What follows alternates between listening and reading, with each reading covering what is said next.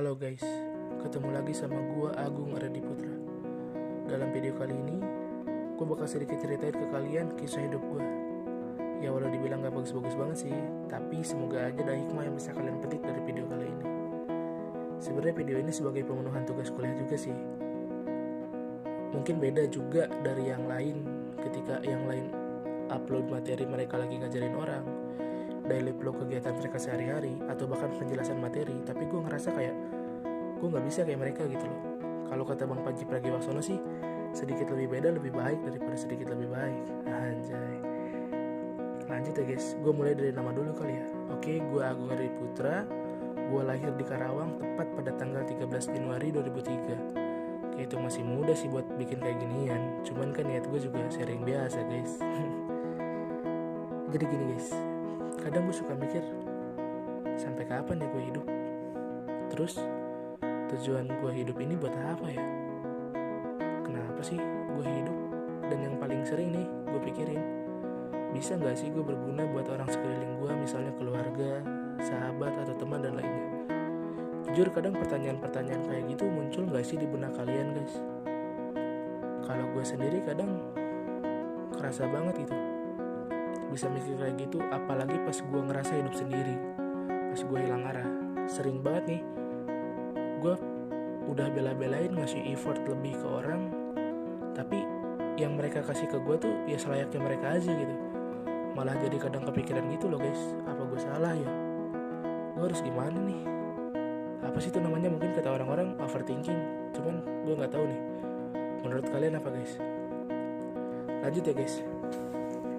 Gue lahir dari keluarga yang dibilang lebih ya nggak lebih-lebih banget, dibilang kurang juga ya nggak kurang-kurang banget.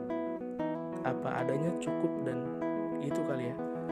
Tapi gue bisa bersyukur banget dilahirkan, dibesarkan, dan dididik oleh keluarga ini. Karena gue ngerasa ragam cerita, cinta, dan asa membalut di dalamnya. Baik sang ayah yang ngedidik gue keras biar bisa mandiri, sang ibu yang berperan sebagai air dan penenang di segala kericuhan, sang adik sebagai penawar rasa hambar dalam keluarga, dan ya, gue si beban yang terus bergantung akan mereka. Enggak sih guys, bercanda. Semua memiliki porsi dan perannya masing-masing dalam keluarga, terutama kalian. Kenapa gue bilang kayak gitu? Karena gue ngerasa cocok juga nih sama materi yang mau gue bawain kali ini. Yaps, pemimpin dan kepemimpinan. Kenapa sih gue sangkutin kepemimpinan? Penasaran gak sih kalian? Apa emang pikiran-pikiran di awal tadi adalah pikiran-pikiran seorang pemimpin? Atau hal itu wajar-wajar aja kalau gak dipikirin sama seorang pemimpin? Nah mungkin sebelum gue mulai, gue mau nanya kabar dulu nih. Gimana kabar kalian? Perasaan-perasaan para pemimpin muda ngadepin zaman yang begini hebatnya. Dikata sulit, gue yakin pasti sulit. Apalagi buat kalian seorang pemimpin. Ketika hal-hal yang terjadi dijadikan batasan-batasan yang gak bisa kalian keluarkan, gue yakin itu jadi hal tabu yang bisa nyerang psikis kalian seorang pemimpin. Kalau gue sih sekarang baik-baik aja. Walau ya kadang kayak tadi, pikiran-pikiran kotor suka datang, dan gue juga ngerasa itu bisa ngerusak dan mengubah mindset gue sendiri. Oke gini ya guys, mungkin ini bisa menjawab sedikit keresahan kita bersama. Di beberapa literatur menyebutkan bahwa pemimpin adalah orang yang mengemban tugas dan tanggung jawab untuk memimpin, bisa mempengaruhi orang yang dipimpinnya. Dengan menjadi seorang pemimpin, berarti kita harus siap untuk menjadi pengayom rakyat. Artinya, bukan hanya memimpin, tetapi juga kita ikut andil bagian dalam mensejahterakan rakyat. Atau simpelnya gini ya versi gue, pemimpin adalah orang yang bisa dan memiliki kapabilitas untuk menjadi seorang pemimpin. Juga memimpin adalah orang yang bisa mensejahterakan manusia di luar sana.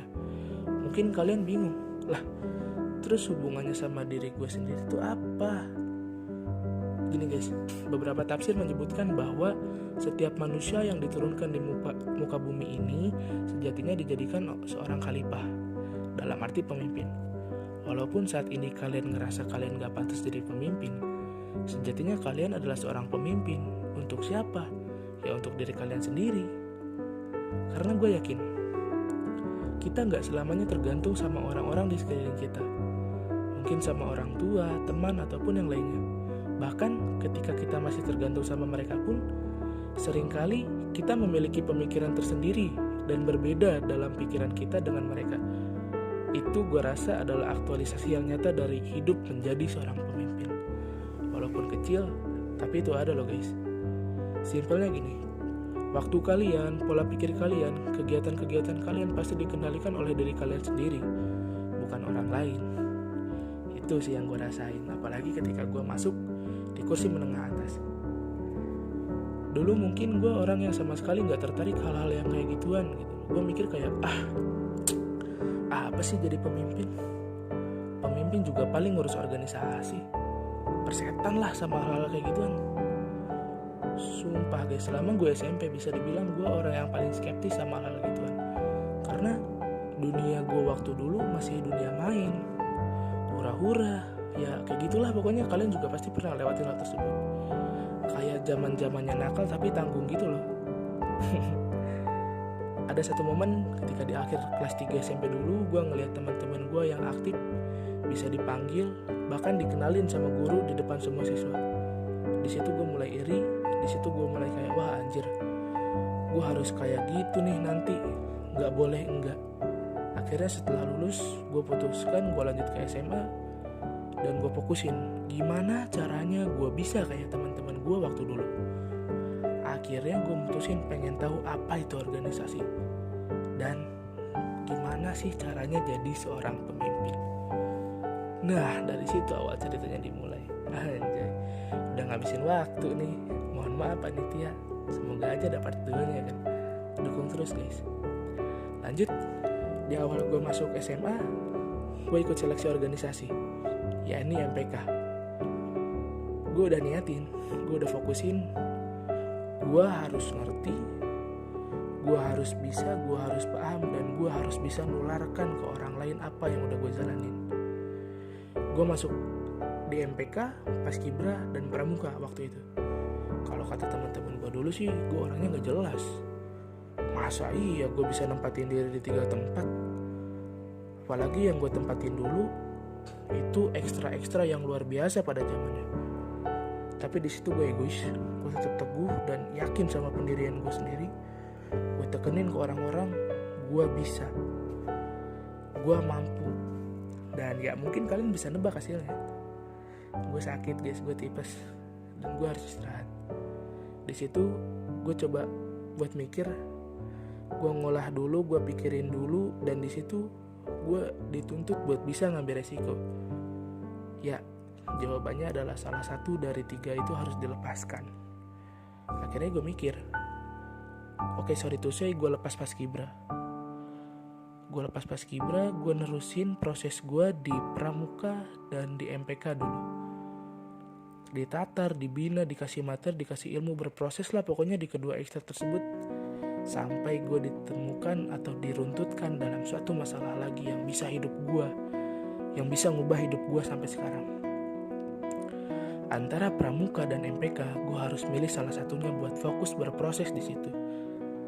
Akhirnya gue ambil resiko lagi, gue mau nyoba hal yang baru, gue pilih MPK dan diusung jadi calon ketua MPK waktu itu. Anjay, sebuah penghargaan banget sih buat gue sendiri. Ketika disudutkan sama masalah itu, gue dicalonin jadi ketua MPK, gue sadar gue harus bisa berbicara. Gue harus bisa ngomong, berkomunikasi. Seminimalnya gue harus bisa nyampein keinginan gue buat fokus di MPK, biar bisa bawa MPK. Akhirnya gue belajar public speaking, cara berbicara di depan umum. Sumpah itu jadi pengalaman banget buat gue guys. Yang niatnya ikut organisasi biar terkenal, malah serius dan proses di situ. Aduh. Tapi gue rasa itu aktualisasi gue dan coba gue tularin ke kalian. Belajar banyak banget gue dari SMA, apalagi tentang pemimpin dan kepemimpinan. Intinya guys, gue cuma mau bilang, jadi pemimpin bukanlah sebuah tuntutan, jadi pemimpin bukanlah sebuah paksaan, tapi jadi pemimpin adalah sebuah keharusan yang mesti kalian miliki. Laku gitu sih. Nah idealnya gini, kalian itu sebenarnya seorang pemimpin, dan kalian diciptakan di dunia ini juga buat memimpin. Memimpin siapa? Ya memimpin diri kalian sendiri, guys. Pola pikir kalian, manajerial waktu kalian, bahkan pergerakan-pergerakan yang kalian ciptakan itu adalah aktualisasi kalian jadi seorang pemimpin. Pesan gue satu, guys, jangan pernah merasa terbebani akan permasalahan hidup duniawi. Seburuk-buruknya permasalahan pasti ada jalan keluarnya, dengan cara manajerial resiko kalian jadi seorang pemimpin. Terakhir, jangan pernah egois untuk pemenuhan keinginan kalian, karena yang gue rasain ketika gue selalu maksain, gue mati langkah sama gerak yang gue ciptain sendiri. Simpelnya gini, bahagiakanlah dirimu terlebih dahulu, baru kamu bahagiakan orang lain. Pemimpin yang hebat adalah kamu. Iya, orang yang bisa membawa dirimu dari buruk menjadi baik, dan baik jadi lebih baik. Gue Agung, terima kasih. Jangan lupa tunggu part 2-nya. Semoga apa yang gue utarakan hari ini bisa bermanfaat buat kalian di masa yang akan datang. See you guys.